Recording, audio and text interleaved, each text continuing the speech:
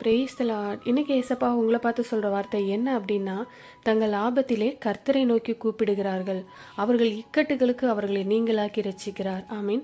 ஆபத்துல கர்த்தரை நோக்கி கூப்பிடும்போது அவர் ரட்சிக்கிறார். ஒருவேளை நீங்க ஆபத்தான நிலைமையில இருக்கீங்க அப்படின்னா உங்களுக்கு ஒரு விடுதலை தேவை, ரட்சிப்பு தேவை. கர்த்தரை நோக்கி கூப்பிடுங்க. பேதுரு கடல்ல மூழ்கும் போது ஆண்டவர் கரை நீட்டி தூக்குனாரு.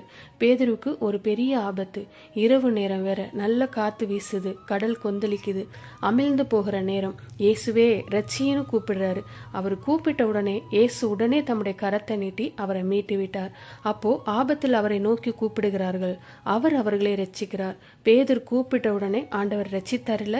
இன்று உங்களுக்கு என்ன ஆபத்து? ஆண்டவரே, நான் ஒரு ஆபத்தான சூழ்நிலையில தான் இருக்கேன், என்ன ரட்சிங்க, என்ன காப்பாத்துங்கன்னு உங்க கரத்தை அவரை நோக்கி நீட்டுங்க.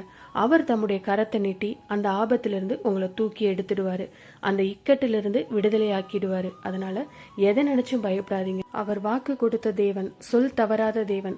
நீங்க தான் கூப்பிடணும். இன்னைக்கு கூப்பிடுங்க ஆண்டவரை. ஜெபத்துல அவரை நோக்கி கூப்பிடுங்க, உதவி செய்வார். அப்படியே உங்க கரத்தை நீட்டி, இயேசுவே எனக்கு உதவி செய்யுங்க, இந்த ஆபத்திலிருந்து, இந்த இக்கட்டிலிருந்து என்னை ரட்சித்தருளும், என்னை பாதுகாத்தருளும், என்னை விடுவித்தருளும். இயேசுவின் நாமத்தில் இன்றைக்கு ஒரு அற்புதம் எனக்கு நடக்கட்டும், இந்த இக்கட்டிலிருந்து விடுதலை உண்டாகட்டும். இயேசு கிறிஸ்துவின் நாமத்தில் ஜெபிக்கிறோம் பிதாவே, ஆமீன்.